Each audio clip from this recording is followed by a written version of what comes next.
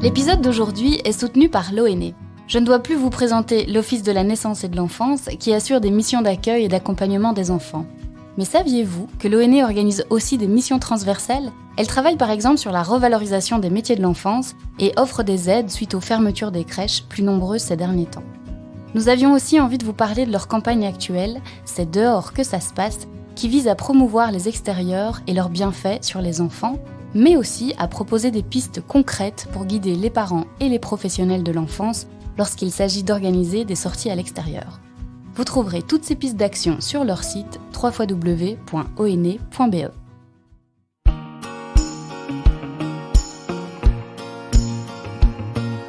Bienvenue dans le podcast J'aime mon métier, le premier podcast belge qui met en lumière les métiers humains et inspirants des secteurs du social et de la santé. Je suis Émilie Vinsotte, co-directrice de la plateforme du Guide social, la référence depuis près de 40 ans pour de nombreux travailleurs et acteurs psychomédico-sociaux. J'aime mon métier, c'est l'envie de mettre sous les projecteurs ces métiers essentiels et chargés de sens qui tissent notre secteur associatif au quotidien et qui jouent un rôle indispensable au développement de la société. Nous sommes donc partis à la rencontre de ces femmes et de ces hommes qui aiment leur métier. Des gens résilients, engagés, passionnés, animés par cette soif de relations humaines. Cindy exerce son métier de puéricultrice dans un univers peu commun. En effet, elle travaille dans une des rares crèches inclusives de Belgique. Concrètement, elle accueille un public mixte, des enfants porteurs de handicap et des enfants valides. Aussi loin qu'elle se souvienne, Cindy a toujours voulu travailler au contact des plus petits. Et après plusieurs années, elle ne regrette pas d'avoir suivi son rêve de gosse. Son moteur au quotidien, participer à l'évolution de tous ces enfants au-delà de leurs différences.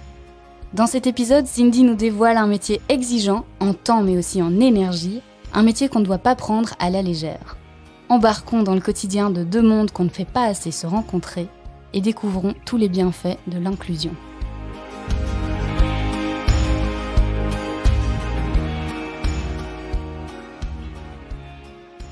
Bonjour Cindy. Bonjour. Comment tu te sens ? Ça va, un peu stressée mais ça va. Tout va bien se passer. Je te propose d'abord de te présenter et puis de nous présenter le métier pour lequel tu es venue aujourd'hui. Donc Cindy, j'ai 31 ans, je viens de Waterloo. Je suis puéricultrice au Luciole à Lannes, donc c'est une crèche inclusive. À côté, je travaille pour l'ASBL Roméo, qui permet d'accompagner un enfant porteur de handicap dans une école traditionnelle, ordinaire. Et donc je le suis tous les lundis matins et toute l'année scolaire. Mais c'est un métier qui est encore aussi porteur de clichés aujourd'hui. On se dit s'occuper des enfants, ça va, c'est facile, mais moi, je donnerais une médaille aux puéricultrices de mes enfants. Quels sont les clichés encore autour de ce métier aujourd'hui ? Mais c'est vrai, comme ma fille de 6 ans et demi d'ailleurs me l'a si bien dit il y a une semaine, c'est maman, ton boulot c'est facile, tu joues toute la journée et tu nourris des enfants. Oui, on peut voir ça comme ça. Mais à côté, voilà, on doit les aider à se développer, à grandir, à leur donner des moyens de communication et commencer en fait le tout début de leur vie. Et quelles vont être les qualités, tu penses, qu'il faut avoir pour faire ce métier ? Du coup, de la patience. Il faut pas mal de patience pour les enfants. Il faut être vraiment à l'écoute des enfants, aussi bien en fait des enfants que des parents. Il faut savoir réconforter, sécuriser. Et alors, la bienveillance. Mais pareil, c'est aussi bien en fait pour les enfants que les parents. C'est très important. Alors, on entend souvent parler des puéricultrices, mais ça reste peut-être assez vague ce concept pour certaines personnes. Est-ce que tu pourrais nous définir ce qu'est une puéricultrice ? On travaille donc généralement en crèche avec des enfants de 3 mois à 2 ans et demi, voire 3 ans. Ça dépend quand ils rentrent à l'école. Donc, c'est apporter tous les soins nécessaires, les aider dans leur développement, aussi bien moteur, aussi bien affectif. C'est l'accueil de l'enfant au matin avec les parents, prendre toutes les infos nécessaires sur leur soirée, sur leur nuit, parce que parfois, voilà, ça peut jouer sur aussi la journée de comment est l'enfant. Ensuite, on fait des petits apprentissages en forme de jeu, en forme d'atelier. Nous, on fait un petit bonjour le matin, un petit rituel voilà, pour tous les enfants. On sait qu'ils sont tous arrivés, qui est là. Ensuite, il y a le moment de repas, d'échange, les siestes. Et à nouveau des petits ateliers, des petits apprentissages. Et après, le retour aux parents où on donne toutes les infos nécessaires sur leur journée.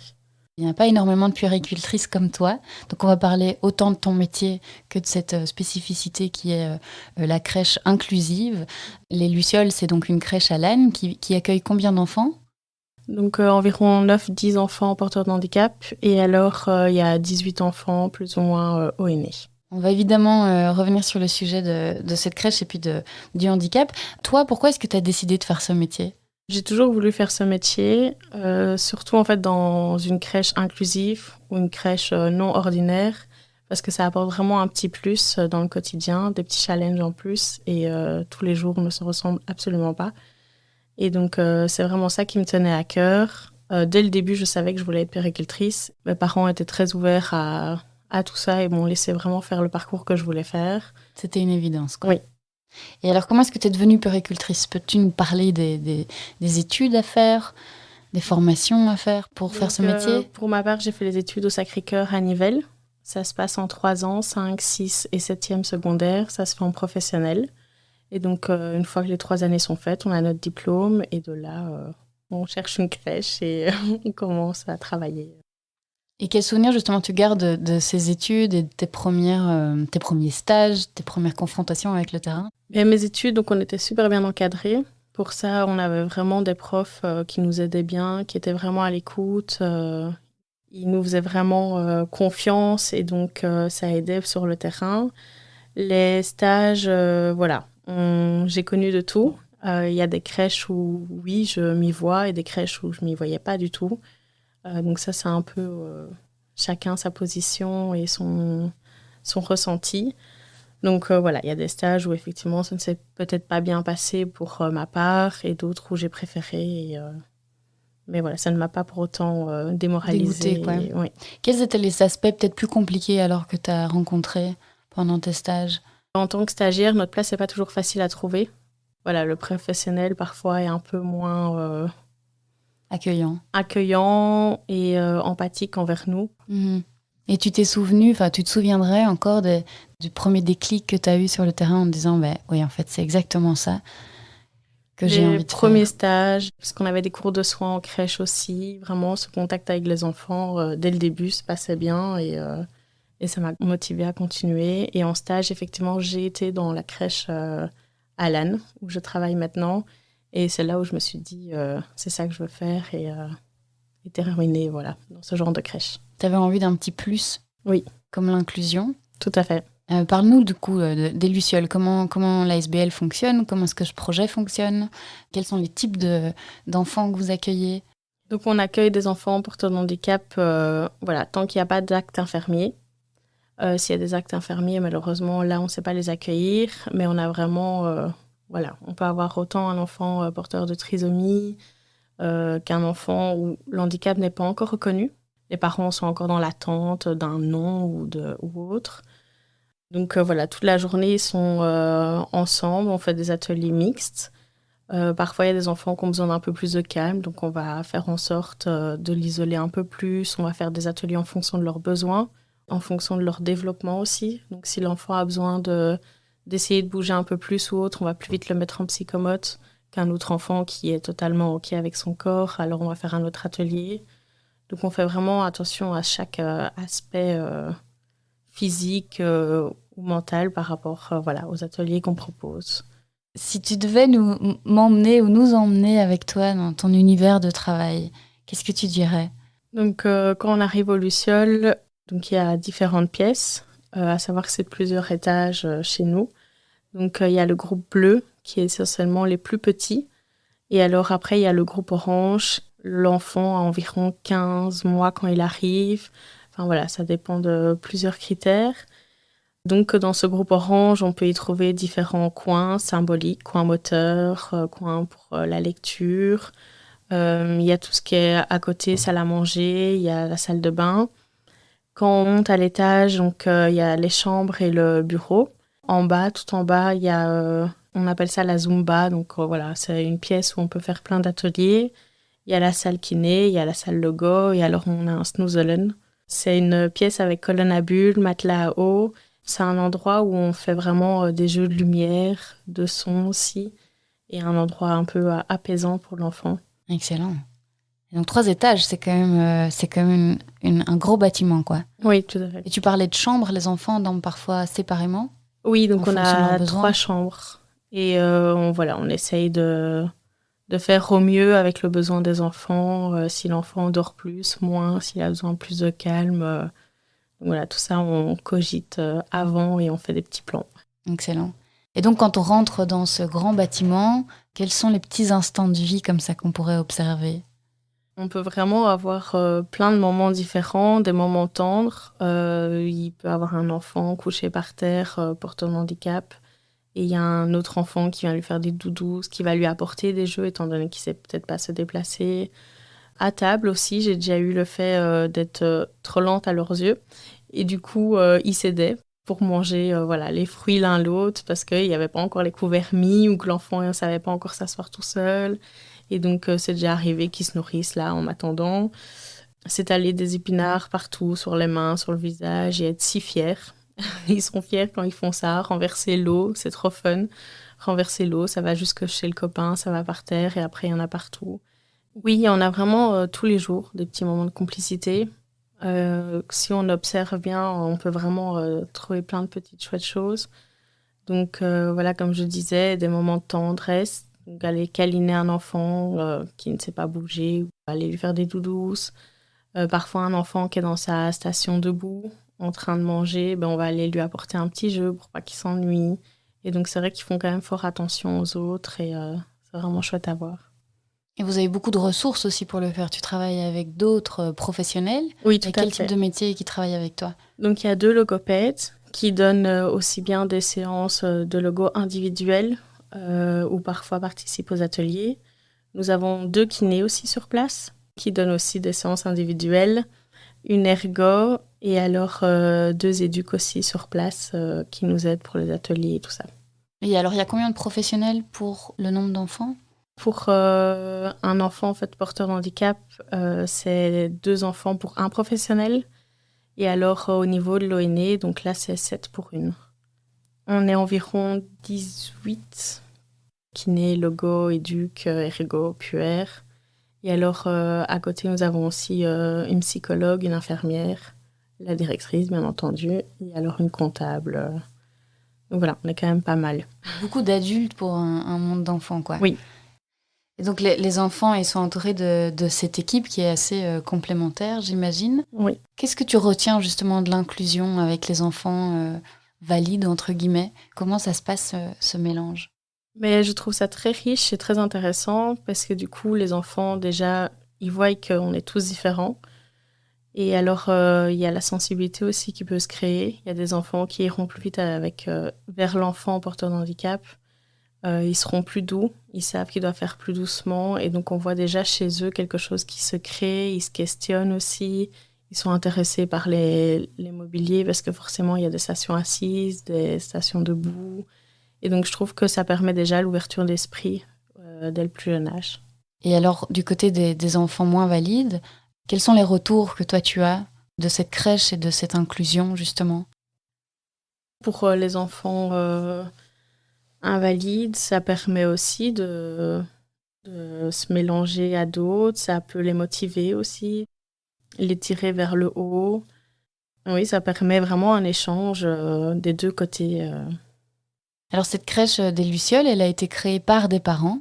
Tout à fait. En 1990, c'est ça ?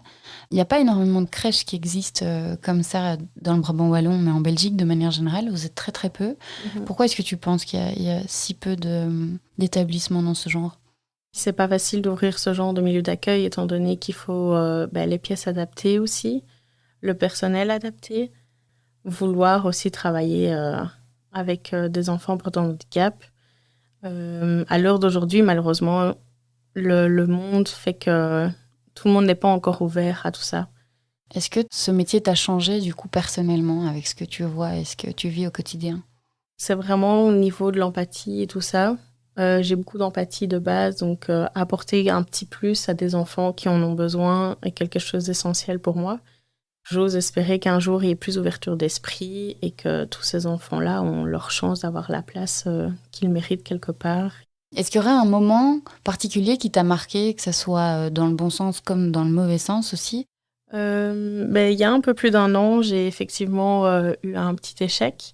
C'est que j'ai pas réussi une familiarisation avec un enfant. Donc voilà, c'était un peu compliqué pour l'enfant. Les parents, il y avait aussi un peu le barrière de la langue pour un des deux parents. Et alors, le repas était très important pour eux et l'enfant avait du mal à manger à la crèche.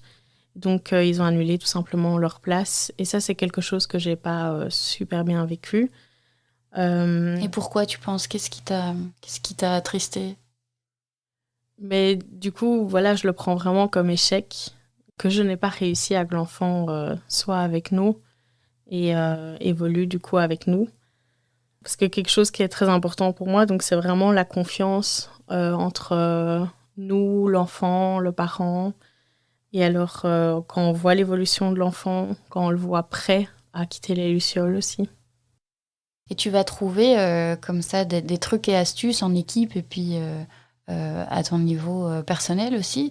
Comment est-ce que tu arrives à t'adapter comme ça à chaque enfant? Donc oui, la communication en équipe est vraiment très importante.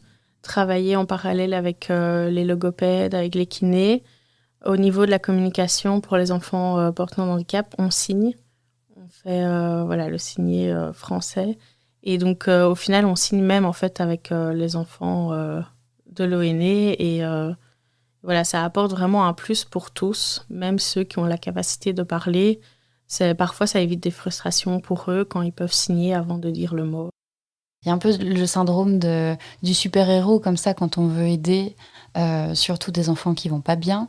Est-ce que c'est challengeant pour toi de parfois savoir que voilà, ce sera comme ça toute sa vie? Comment est-ce que tu vas trouver ce petit plus pour l'accompagner sans en attendre peut-être trop? Mais du coup, effectivement, on fait très attention au développement de l'enfant. Donc, grâce au kiné et au logo, il y a des bilans et tout ça qui se font tous les 6 mois, tous les ans.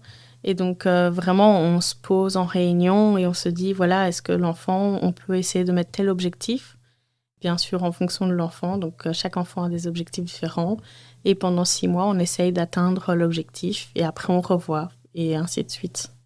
On est vraiment tous en symbiose et on s'aide les uns les autres, que ça soit, voilà, si la kiné aimerait que l'enfant apprenne à mieux se tenir assis, ben on va faire en sorte que dans le groupe, on l'assied plus souvent, peut-être dans un autre coin. Enfin, on va mettre les choses en place pour aider que l'objectif soit atteint. Et puis alors en interne, est-ce qu'on t'aide aussi à te former pour t'adapter justement au mieux aux enfants? Oui, donc on a des formations internes, on fait des journées pédagogiques. Parfois, on est juste fermé pour l'ONE, parfois pour les deux, voilà, en fonction du thème. Ici, tout bientôt, on a le SUSAC qui va venir aux Lucioles pour l'autisme. Et alors, on peut aussi faire des formations externes, donc nous-mêmes. Voilà, parfois, la directrice trouve des thèmes.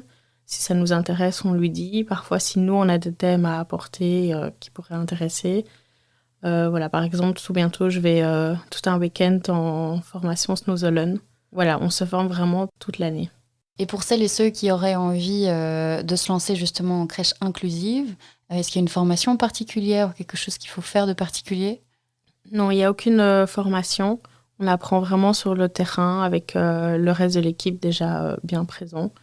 Et donc, on peut arriver avec nos bagages et on repartir avec 2 bagages en plus. C'est un métier qui est quand même assez exigeant. Oui. Qu'est-ce qui va te motiver à quand même y retourner chaque matin et te donner à 100% tous les jours? Et du coup, comme chaque jour est différent, ça motive aussi. Pouvoir voir l'évolution des enfants, l'évolution moteur, l'évolution affective aussi, parce que voilà, il y a des enfants parfois qui arrivent, qui sont insécures, et puis au final, on arrive à qu'ils soient bien à la crèche. Leur insouciance aussi. Donc, par exemple, il y a pas longtemps, j'ai un enfant qui se tartine d'épinards et en fait, il est tout fier. Il me dit pas tout, tout à fait. Donc, voilà, les petits trucs qui peuvent nous faire vivre au quotidien et qui nous font parfois bien marrer.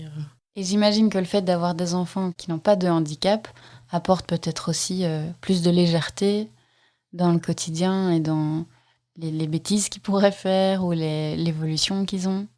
Oui, tout à fait. Enfin, voilà, c'est vraiment 2 mondes différents et en même temps, je trouve que ça se mélange super bien et on trouve vraiment un bel équilibre entre les deux et c'est vraiment agréable. C'est un métier qui est en pénurie aujourd'hui. Et en Wallonie, à Bruxelles, il y a beaucoup de crèches en manque de puéricultrices. Des parents qui doivent carrément sortir leurs enfants des crèches un jour par semaine à cause du manque d'effectifs. Bon, toi, tu es dans un milieu un peu particulier, vu que vous avez vraiment cet aspect handicap en plus. Et donc, vous faites même partie d'un autre barème, en fait, au niveau des conditions de travail, du salaire, etc. Qu'est-ce qui, d'après toi, fait qu'aujourd'hui, ce métier n'intéresse peut-être plus ou moins? C'est un peu un métier qui n'est pas reconnu, qui vraiment est sous-estimé. Et c'est vraiment ces petites choses qui fait que je pense, voilà, les personnes n'ont plus envie d'essayer. Aussi le fait que ça soit en professionnel. Donc, tu as fait tes études en professionnel, ça veut dire que tu n'étais pas capable en général. Et donc, c'est aussi voilà, une estime de soi, de se dire, ah oui, effectivement, j'ai dû faire mes études en professionnel. Mais ce n'est pas pour autant que, voilà, c'est juste que l'option est en professionnel et on n'a pas le choix d'y passer. Donc, voilà, c'est tous des petits détails qui, je pense, peuvent freiner les jeunes. Ça fait qu'aujourd'hui, malheureusement, c'est en pénurie et qu'il y ait moins de jeunes en périculture à l'école. Les conditions de travail aussi sont peut-être exigeantes, des horaires un peu compliqués. Qu'est-ce que tu entends comme autour de toi, chez d'autres puéricultrices? Quels sont les soucis qui devraient être améliorés? Donc oui, les horaires, à mon avis, dans certaines crèches, il y a des gros horaires à faire. J'ai déjà pu entendre des personnes qui faisaient 8-18 parce qu'il y avait des personnes absentes et donc qui devaient combler et qu'il n'y avait personne en fait pour prendre le relais tout simplement.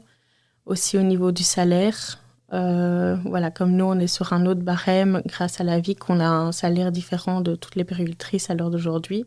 Donc tout ça effectivement peut jouer également. Ça reste un très beau métier et c'est un métier qu'il faut mettre en avant. Oui, tout à fait. Toi, tu pourrais changer de métier? Non. Pour rien au monde. Non, franchement, parfois, je me dis qu'est-ce que je ferai quand j'aurai 50 ans, parce que voilà, il faut garder la patience jusqu'à la fin.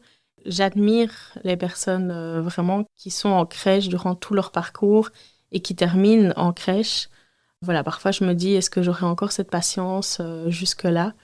Mais c'est vrai que c'est un magnifique métier, on apprend tous les jours, les enfants nous apportent tellement Et chez vous, alors, vous avez ce système mis en place qui est de ne pas faire des temps pleins comme on pourrait l'entendre dans un travail plus classique. J'ai un contrat de 32 heures, donc c'est un des plus gros contrats chez nous. Il n'y a vraiment que la directrice qui est en temps plein. À savoir qu'un temps plein, c'est 40 heures en fait au Luciole. Voilà, l'ancienne directrice avait mis en place que le plus gros était 32 heures parce que oui, c'est épuisant. Et donc pour qu'on soit quand même encore motivé, actif et qu'on ait encore envie. Voilà, 32 heures, franchement, je trouve que c'est l'idéal. Et pour notre vie aussi à côté, Oui. qu'il ne faut pas oublier. Oui, mais toi, c'était pas suffisant. Tu t'es dit, je vais quand même faire quelque chose à côté. Oui. Et donc, raconte-nous un petit peu ton implication dans l'ASBL Roméo, alors. Donc, l'ASBL Roméo, donc, comme j'avais dit au début, permet d'accompagner un enfant porteur de handicap dans une école ordinaire. Donc, voilà, j'ai eu un contact avec eux l'été passé et j'accompagne un enfant autiste tous les lundis à l'école pendant toute l'année scolaire. Et donc, voilà, j'essaye de faire en sorte qu'il évolue. Et ça fait du sens par rapport à tout ce que tu fais à côté. Qu'est-ce qui va te nourrir spécifiquement dans l'accompagnement du handicap? C'est un besoin d'aider l'autre et cette fierté qu'à la fin, on se dit, ben, il a réussi. Et donc, il va pouvoir aller de l'avant et continuer dans peut-être un autre établissement, peut-être dans une autre école. Et chaque enfant a un parcours différent et c'est vraiment ça qui fait plaisir de le voir grandir et d'arriver finalement à ce qu'il n'arrivait pas au début de l'année à faire. Tu devrais changer de secteur et travailler dans une crèche plus classique maintenant que tu connais ça? Non, pas du tout. Ça, c'est quelque chose qui, je me suis toujours dit que pour moi, ça n'était pas possible de travailler dans une crèche classique. Avant ça, d'ailleurs, j'étais à l'IRSA, dans la crèche aussi, avec inclusif. Donc voilà, c'est quelque chose qui est compliqué pour moi de travailler dans une crèche classique, parce qu'il n'y a pas ces challenges, il n'y a pas ce côté de... Voilà, pourtant, voilà, les enfants aînés, on les fait aussi évoluer, on les fait aussi apprendre plein de choses, on les voit partir, on est aussi satisfait de se dire « Ah, ils sont prêts pour l'école ». Mais il y a ce petit plus avec les enfants portant handicap qui est chouette. Et c'est pas trop dur justement de quitter des enfants avec qui tu as créé vraiment un lien particulier? Au début, je pensais que ça allait être très dur et au final, pas du tout. C'est comique parce que donc ça, c'est vraiment quelque chose que je ne connaissais pas de base. Mais quand ils quittent les lucioles, c'est vraiment un sentiment de satisfaction et d'avoir réussi quelque chose. Et comment est-ce que tu parviens à alterner tes différentes casquettes, celle de maman aussi? Tu me disais que tu organisais même des stages quand la crèche était fermée. Est-ce que tu arrives à prendre soin de toi et à continuer à te recentrer avec toutes ces casquettes-là qui sont quand même assez exigeantes en termes de patience, de temps, d'énergie? Oui, après, mes enfants sont en âge un peu plus facile, si je dirais. C'est qu'ils sont pas bébés. Donc voilà, j'ai pas un enfant de 6 mois à la maison qui, effectivement, à ce moment-là, je me serais jamais lancée dans tout ça. Puis on a nos week-ends qui sont très riches. Voilà, les week-ends, par contre, j'y tiens réellement. Ça, c'est vraiment le moment famille, le moment off. Qu'est-ce que tu aurais envie de dire à la génération qui se pose la question de devenir puéricultrice ou non, qu'ils soient hommes ou femmes d'ailleurs? Il y a beaucoup de femmes évidemment, mais les hommes sont les bienvenus, Tout à faut fait. le dire. Qu'est-ce que tu aurais envie de leur dire pour les motiver à faire ce travail, que ce soit dans l'inclusion ou non? Vraiment faire ce métier avec envie, avec plaisir, qu'il y a des enfants vraiment qui sont là 5 jours semaine, qui font des horaires assez complets, donc qui sont là à l'ouverture, ils partent à la fermeture. Donc on est quand même important, entre guillemets, dans leur vie. On les aide beaucoup, on les voit évoluer, on apporte beaucoup aussi. Et voilà, le début de vie est quand même important. Voilà, ça laisse des traces, je pense, pour l'après. Excellent. C'est un magnifique métier en tout cas. Est-ce qu'il y a un dernier message que tu voudrais faire passer, soit au grand public ou plus aux professionnels qui font déjà ce métier? Ce que j'aimerais mettre en avant, c'est l'inclusion. Vraiment cette ouverture d'esprit, qu'un enfant a sa place, peu importe ses compétences ou non, et qu'on soit vraiment plus ouvert à tout ça et que chaque enfant trouve sa place. C'est pas lui à s'adapter à nous, mais nous à lui. Ouais, exactement. Est-ce que tu aurais, pour terminer, un livre ou un film que tu as aimé qui pourrait nous aider soit à comprendre cette inclusion, à nous immiscer dans l'inclusion de manière générale? Il y a quelque chose à laquelle tu penses? Mais par rapport à la petite enfant, j'ai pas trop d'idées. Mais maintenant, ce qui concerne l'inclusion, il y a le film Wonder qui est vraiment touchant. Et alors, on voit vraiment les parents, la sensibilité et alors l'inclusion avec les autres en école. Merci beaucoup Cindy. De rien. Et puis bravo pour ton parcours et bonne continuation. Merci beaucoup. Au revoir. Merci d'avoir écouté ce témoignage jusqu'au bout. Nous espérons qu'il vous a plu, inspiré, informé, remotivé, voire même donné l'envie d'une reconversion. Si c'est le cas, aidez-nous à diffuser ce podcast un maximum. Comment ? En partageant par exemple le lien du podcast autour de vous, en le notant de 5 petites étoiles sur les plateformes d'écoute ou en usant du bouche à oreille sans modération. Et si ces thématiques vous intéressent, n'hésitez pas à aller faire un tour sur le site du Guide Social ou directement sur le site de J'aime mon métier, www.j'aimemonmétier.be. Et enfin, si vous avez une question, une suggestion ou une envie de prendre la parole, envoyez-nous un email à podcast@guidesocial.be. Merci pour votre soutien et à bientôt.